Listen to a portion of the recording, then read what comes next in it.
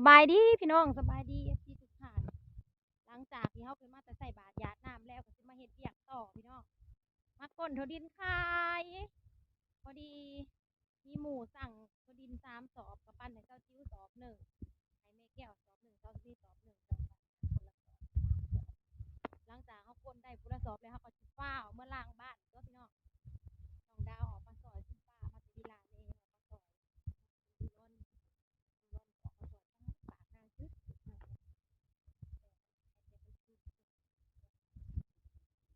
อย่างลงสวนลงสวนตรงนะ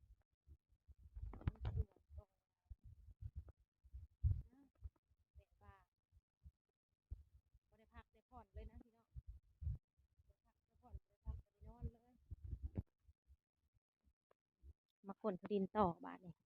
จัดไปพี่น้องเบิ่งบรรยากาศเด้อนำกันน้องมะนาวจะมากลทั่วดินช่วยป้า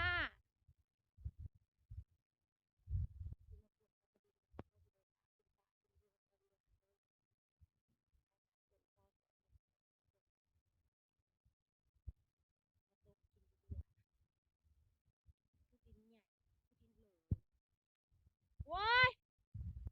ติดขึ้นให้เทิงให้นะลุง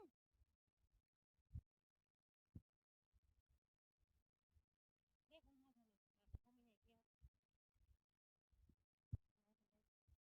เกี่ยวท้องสอบแนวมันกะพอได้กินได้หัวบักใหญ่นี่นะ อันเขาก้นน่ะมันเบิดแล้วหัวมันทีเด้หมักจะดินน่ะก็เริ่มเปลี่ยนสีแล้วแหละเริ่มแก่แล้ว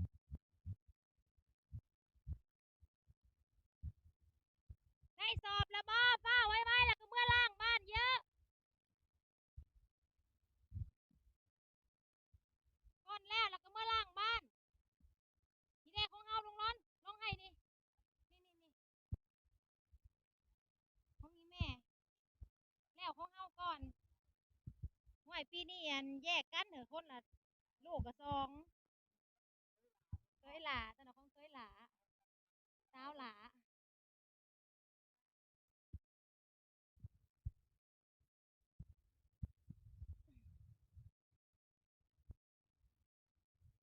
เอามาถอนเสียมนั่นโอ้ยคนน้อยเดี๋ยวนะเจ้าไปเห็นมันลงร้อน มันเอากระสอบต้มไว้ว่าเป็นกระสอบ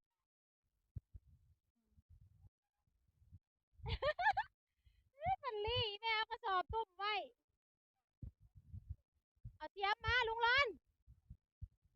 ยังแข็งอยู่เด้อว่าแม่มันสีแล้ว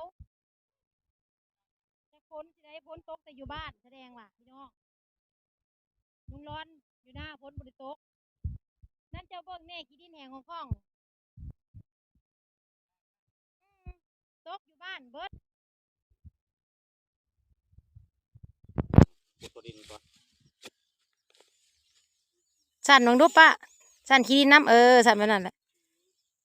สั่นออกงัดแล้วก็สั่นออกคนเดียวให้กับสาเติบนึงเนาะเผื่อปิดเด้เฮากลได้แล้วเฮาก็จะมาปิดเฮาบอกกระต้ามาเนาะพอบ้างเอากระต้ามาเด้อตายบ้านี่ใส่กันยาวกับบนงผู้ชายน่ะไปก้นผู้หญิงปิดแม่นเอาเสื้อกันยาวมาให้ลุงร้อนเด้อบ่มีพังแน่อยู่บ้านเบิดเกลือร้ายนั่นมาพี่น้องเลยก้นก้นมาหัวดินซามาคีไปหัวหันพอดี10 โมง 7 โมงไปจะก็ออกที่ได้เท่านั้นให้ลุงร้อนว่าผู้สาวพี่ละให้ลุงร้อนมาเอาไขมันออกแล้วตุ๋ยโพดเลยสบายดีท่านผู้ชมว่าผู้สาวพี่ละพังแน่งามบ่ผู้สาวผู้ไทยว่าสู่ลุงดอนพังแน่ลุงดอนให้หยังพอดีมื้อนี้มีโอกาสได้มาบุญบ้านแล้วก็หลังจากคืนนี้บรรยากาศดีขนาดเลยบุญบ้านก็ได้เบิ่งบุญบ้านแล้วอ่ะหาเบิ่งน้ำลุงดอนไลฟ์สดเมื่อคืนนี้น้อยเดียว1 เบ็ดบ่หลายหาเบิ่งน้ำลุงดอนไหลก็เลยได้ไลฟ์สดน้อย1เมื่อคืนนี้บางไฟก็ถ่ายคลิปอยู่ครับบางไฟก็ไลฟ์สดอยู่เบิ่งย้อนหลังเด้อ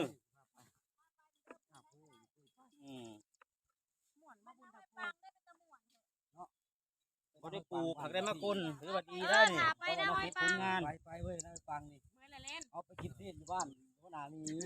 หัวหน้านี่เราบอกไปเด้อเราบอกเคยไป โอ้ยบ้านไอ้จ้อยวันน้อยปังน่ะนี่พริตเว้ยนี่มาให้เลยหั่น จ่อยเลย หาลุงจ้อยเด้อ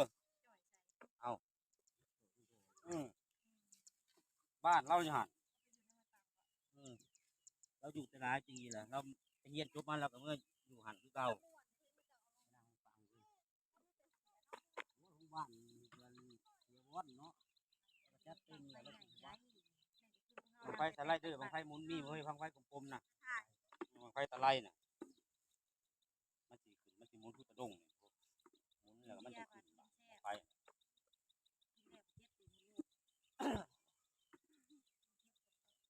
อันนั้นซ่องของผู้เด้อนั่นน่ะโอ้อันนั้นซ่องของยูทูบเบอร์ดังเด้อท่านผู้ชมเอ้ย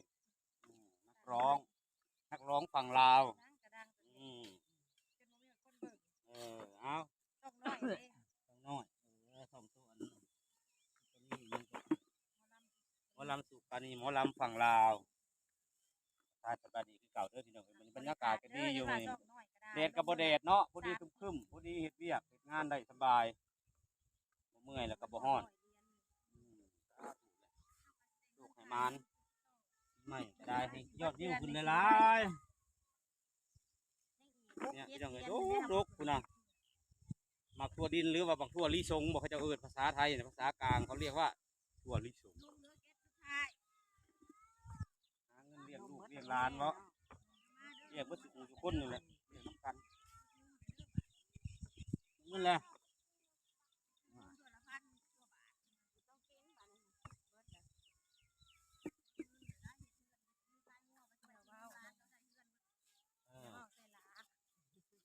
ทางมาพวกไอ้ว่าวใส่ละ ใช่ล่ะเงินก็ซื้อให้หลานนี่แหละนุ่มก็ได้ติก็ให้ก็บ่ได้ยังบ่เศร้าหายแวว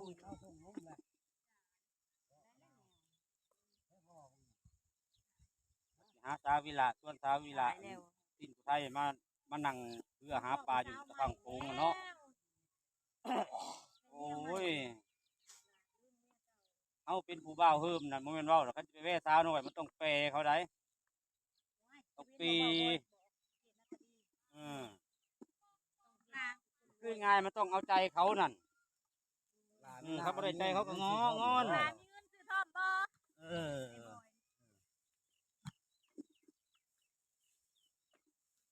มากรกอยู่บ่เลยนี่รกอยู่แถวนี้มันชายล้วนเนาะปล่อยอยากเว้าพื้นพี่น้องเอ้ยบ่ค่อยมีเว้าพื้นบ่มีพื้นเว้ามีเว้าไปก็พุดเลยงานต่อพี่น้องเอ้ยไลฟ์สดกาใช้ไปมาผัดเป็ดฮอดเครื่องดับปึ๊บไปตกห่านตกวิธีบางเทื่อลีได้เครื่องฮอดแล้วมันตัดเลยไลฟ์สดเพื่อนเอาเลยฟังกันครับเอาดอนเราเว้าผู้ใดกับผู้ใดเว้าทีเดียวสิว่า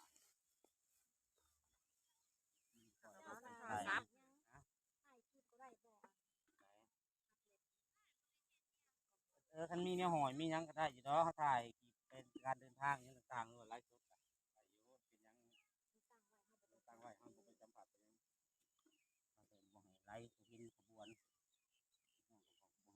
ถ่ายขบวนคนเป็นอย่างนั้น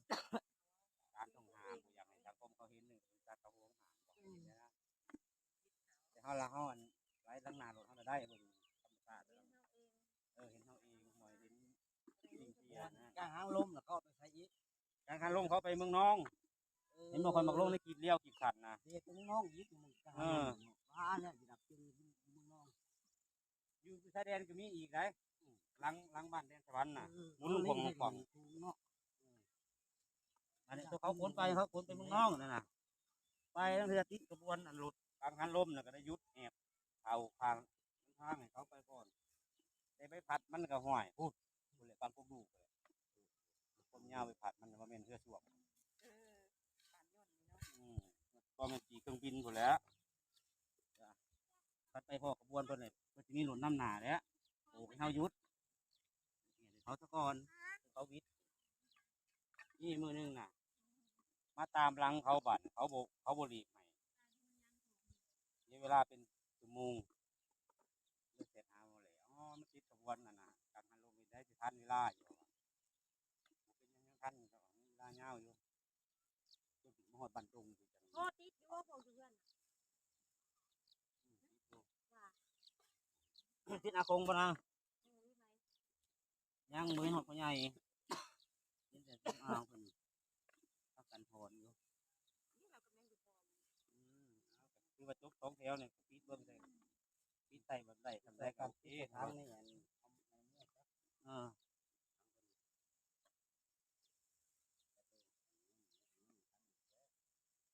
เออตึ๊กเหรอ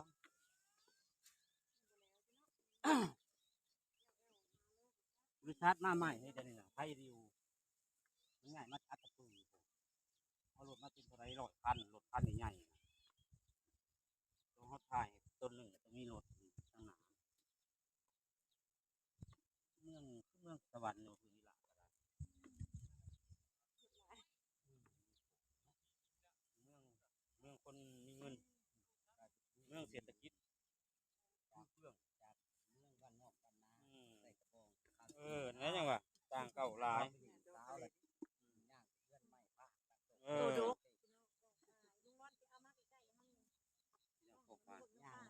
พอดีขอจะเป็นตากล้องให้เด้อเห็นบ่ตาอันกกอันเต้น่ะเขายั่งหั่นแหละก็เลี้ยวคอยถ่ายลงกันคลิปเลี้ยวโอ้ย แต่ข้าวเป็นสาวอยู่นี่ล่ะเพราะได้กระบอกพี่น้อง ใส่กระบองไป เจ้าบัดไปเพียงเขา ไปยังข่อยคือบ่ฮู้เนาะ เขาบอกเอาเมียอยู่พุ่นซะนะ ไปตะกี้ไป คือยังมาเอาข่อยอยู่ ซื้อเนาะนี่แม่นไปเฮียนนะไปลินซื้อ แต่เก่าเขาจะเอาได้เมียอยู่พุ่นเลยหรอวะ จักเละจะว่าลุงร้อนมาจักสิได้อยู่พุ่นบัดนี้ ป้าน้อยได้เนาะ ได้น้อยได้น้อยได้กว่า โอ้ทางเป็นเนาะ กลับมาเขายังบอกพื้นที่เอาเลยแม่ความดียายน้อยจ้ะ ความดีมีอยู่ในใจความเข้าใจมีอยู่ในอกเธอคือคนที่สำคัญสำหรับฉันนะที่ทำให้ชีวิตของฉันมันกระช่ำกระชวยขึ้นมานะ ความหักคือกระชุ่มงุ้มหัวนี่คนมีความหักเป็นคือกระชุ่มงุ้ม มองไปทางใดก็มีแต่สีชมพูเด้อมีแต่สีเขียวทั้งนั้นโลด ความหักมาเล่นตุ้มคือกระชุ่มงุ้มหัวมันเป็นอะไรกระชุ่มงุ้มหัวน่ะเงยหัวกับบ่ขืนมันจักสิว่าอะไรอธิบายบ่ถูกเนาะ ก็บ่ได้ก็บ่ได้ โอ้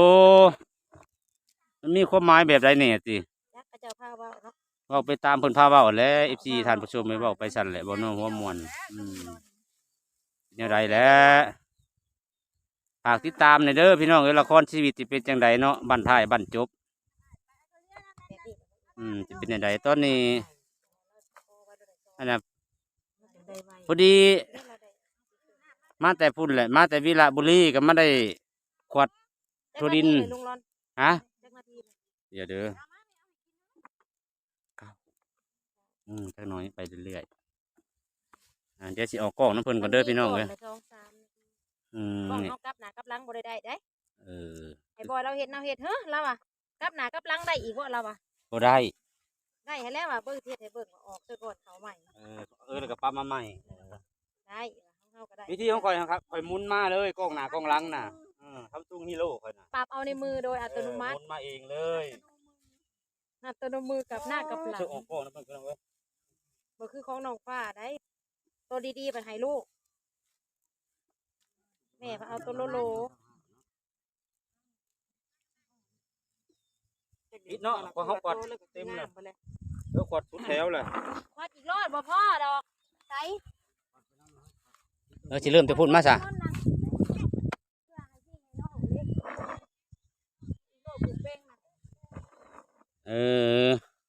แม่นได้เนาะพอได้ข่าวกันได้เนาะลุงร้อนก็สิเอาซั่นจักโล2 โลเมื่อพาผู้สาวบ่ได้ใกล้เนี่ยพอใกล้วินตกเลยพาไปไกลหลายกันมันสิไปทางใหม่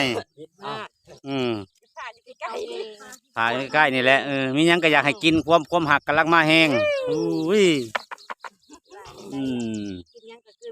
กินหยังก็คือเห็นผู้นั้นพัดพ่อพัดแม่ผู้เลี้ยงเขาบ่คือเห็นเนี่ยนำบ่ได้ได้เนาะพี่น้องเอ้ยสิ่งสำคัญก็คือพ่อแม่แหล้วไม่ลืมแหล้วเนาะคือเก่าคือเขาไม่เว้าร้ายมากยังบ่ได้กินข้าวผมพากับแม่อยู่ท่านผู้ชมเว้ยเห็นบ่เว้าก็ได้เว้าพื้นตัวเองแล้ว กินแล้วบ่ละมื้อนี้ กินเลยเด้บางเช้านี่มื้อมามื้อแรกธรรมดาก็กินข้าวในเฮือนในซ่านก่อนอันนี้อันลุงร้อนนี่เจิดไปฮอดทั้งไม้พุ่นแหละ ก็สิได้กินเช้านี่พี่น้องเอ้ยมา3 มื้อกินครึ่งมื้อกินมื้อเดียว เดี๋ยวนาดอนเราได้ยินนี่โอ้ลุงร้อนนี่พิลึกอีหลีนี่มาเฮือนมาซ่านบ่กินข้าวฮอดน้ำมันน้องน้ำนุงบ่สิว่าเด้อ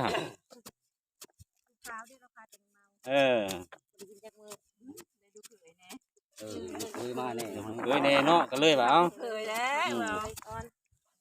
โอเคเบิ่งได้มุม โอเคแล้วถ่ายได้แล้วก็ลากคลิปให้ โอเคลาซะบ่ฮะลาคลิปซะบ่โอเคเด้อบัดนี้ท่านผู้ชมมาฮอดนี่เฮาก็สิขออนุญาตลงคลิปเพียงเท่านี้เนาะก็